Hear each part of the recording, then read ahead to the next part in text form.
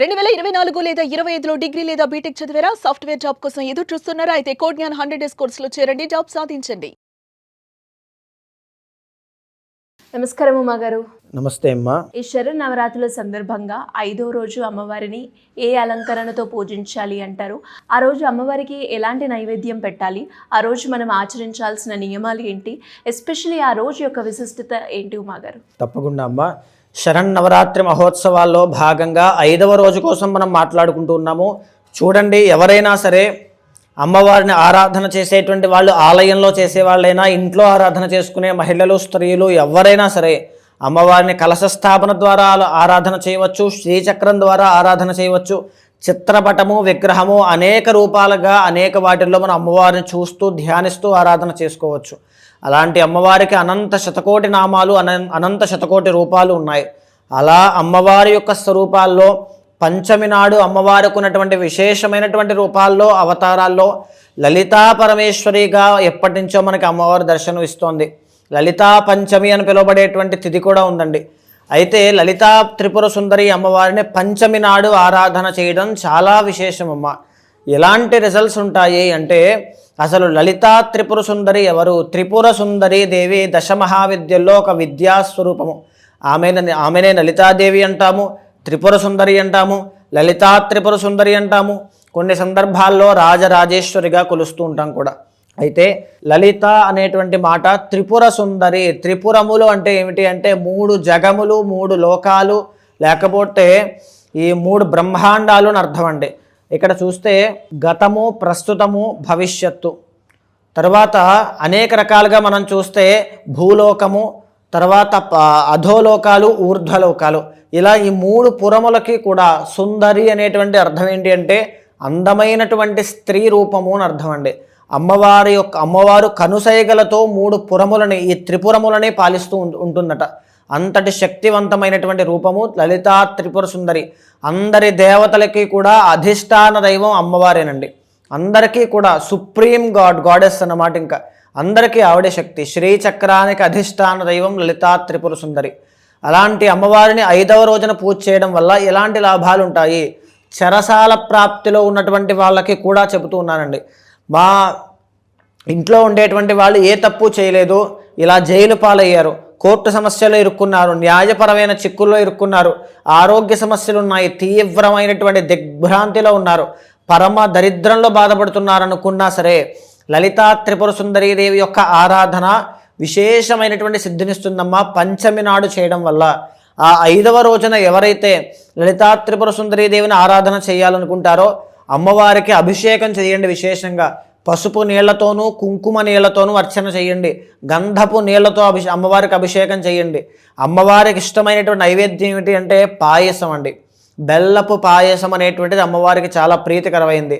మీరు అమ్మవారికి పూజ చేసి బెల్లపు పాయసం నైవేద్యంగా పెడితే అమ్మవారు మీకు మధురమైనటువంటి జీవితాన్ని కలిగిస్తుంది.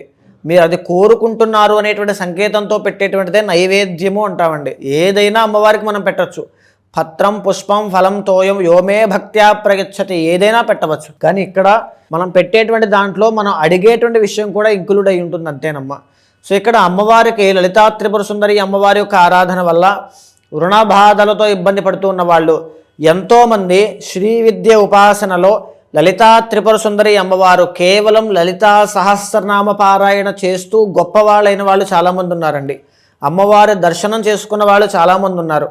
ఇలాగా మీరు ఏమీ చేయలేకపోయినా లలితా సహస్రనామం పారాయణ చేయండి. ఆ రోజునంతా కూడా పంచమి నాడు 5వ రోజునంతా కూడా ఉదయం దగ్గర నుంచి సూర్యాస్తమయం అయ్యేంత వరకు లేదా చంద్రోదయం అయ్యేంత వరకు ఉపవాస వ్రతాన్ని ఆచరించి ఎన్నిసార్లు వీలైతే అన్నిసార్లు లలితా సహస్రనామ పారాయణ చేయండి. చదవమన్నారు కదా అని ఏదో నార్మల్గా చదువుకుంటూ వెళ్ళొద్దండి. ఒక్కొక్క నామాన్ని పట్టుకుని దాని అర్థం చేసుకునేటువంటి విధానంలో ముందుకు వెళ్ళండి. శ్రీమాత్రే నమః, శ్రీ మహారాజ్ఞే నమః, శ్రీమత్ సింహాసనేశ్వర్యే నమః, చిదగ్నిగుండ సంభూతాయే నమః. ఇలాగా అమ్మవారిని ఆరాధన చేసేటువంటి అమ్మవారిని విజనరీ చూస్తూ ధ్యానిస్తూ ప్రార్థిస్తూ మంత్రాన్ని చదవండి. ఏదైతే బ్లాకేజ్ ఉందో అది మనీ బ్లాకేజెస్ కానీ, ఎనర్జీ బ్లాకేజెస్ కానీ, గవర్నమెంట్ దగ్గర నుంచి వచ్చేటువంటి ఒత్తిళ్ళు చాలామందికి ఉంటాయండి. రాజకీయ నాయకులకి, ఒక క్లిష్టమైన పరిస్థితిలో ఉన్న వాళ్ళకి అందరికీ కూడా వచ్చే మంత్ కరెక్ట్గా చూసుకుంటే అక్టోబర్ 17 దగ్గర నుంచి నవంబర్ 17 దాకా ఆ 1 మంత్లో రాజకీయ నాయకులకి కానీ వీళ్ళకి కానీ చాలా అనారోగ్య సమస్యలు ఇవి ఎక్కువ వస్తాయండి. బికాజ్ రవి నీచ స్థితిలోకి వెళ్ళబోతున్నారు తులలో. బిజినెస్లో డౌన్ఫాల్స్ ఎక్కువగా చూస్తారు. ఏది ఉన్నా సరే అమ్మవారు ముందుగా మనం ఆరాధన చేస్తున్నాం కాబట్టి అవన్నిటినీ కూడా ఖండించి వేస్తుంది.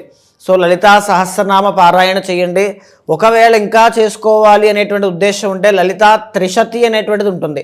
300 నామాలు ఉంటాయి. ఆ 300 నామాలు కూడా చాలా శక్తివంతమైనవి. అది చెయ్యండి. చాలా గొప్పదైన శుభ ఫలితాలు ఉంటాయమ్మా. ఒకవేళ ఏదైనా ఇంకా శక్తి ఉన్నవాళ్ళు చేసుకోవాలి అనుకుంటే వనదుర్గా మహావిద్య హోమము అనేటువంటిది ఇంట్లో చేయించండి. దీనివల్ల దృష్టి దోషాలు, నరఘోష, శత్రుపీడాది దోషాలు కానీ నెగిటివిటీ ఏమున్నా, లేకపోతే శత్రువులు ఎంతమంది ఇబ్బంది పెడుతూ ఉన్నా, వీళ్ళ బలం ఎంత తక్కువగా ఉన్నా అమ్మవారి యొక్క శక్తి వచ్చి వెనకాల నుంచి ఉంటుంది. అదే వనదుర్గా మహావిద్య హోమము పంచమి నాడు ఖచ్చితంగా ఇంట్లో చేయించుకునేటువంటి ప్రయత్నం చేయండి. ఇంకొక విషయం ఏంటి అంటే వ్యసన పరులు ఉంటారండి కొంతమంది, తీవ్రమైనటువంటి వ్యసన పరులు అనమాట. ఆ రోజున వాళ్ళది ఆడవాళ్ళ విషయంలో కావచ్చు, లేకపోతే జూదాల విషయంలో తాగడం కానీ స్మోకింగ్ కానీ ఏదున్నా సరే వాళ్ళని పూజలో కూర్చోబెట్టండి. వాళ్ళు వినేటట్టుగా చూసేటట్టుగా పూజ అంతా ఆ రోజున ఇంట్లో చేయండి. వాళ్ళల్లో కూడా పెను మార్పులు అనేటువంటివి వస్తాయి. ఈ 5వ రోజు అమ్మవారికి మనము ఏ నైవేద్యం సమర్పించాలి అంటారు ఉమాగారు? తప్పకుండా అమ్మవారికి 5వ రోజున పాయసము, బెల్లపు పాయసము అనేటువంటిది సమర్పించండి. ముఖ్యంగా ఆ రోజు చేయాల్సిన నైవేద్యం పెట్టిన తర్వాత అయినా ముందైనా సరే కుంకుమార్చన, పసుపుతో అమ్మవారికి అర్చన. పసుపుతో ఎప్పుడైతే అమ్మవారికి పూజ చేస్తామో ఇంటిల్లపాతికి సౌభాగ్యం, ధనం, సంపద, ఆరోగ్యం, ఐశ్వర్యం, సిరి సంపదలు అన్నీ వస్తాయి. కుంకుమతో ఆరాధన చేస్తే, అమ్మవారికి కుంకుమార్చన చేస్తే ధైర్యం, సాహసం, శక్తి ఇలాంటివన్నీ అన్నమాట. అంటే తేజస్సు, తర్వాత వీరత్వము ఇవన్నీ వస్తాయి.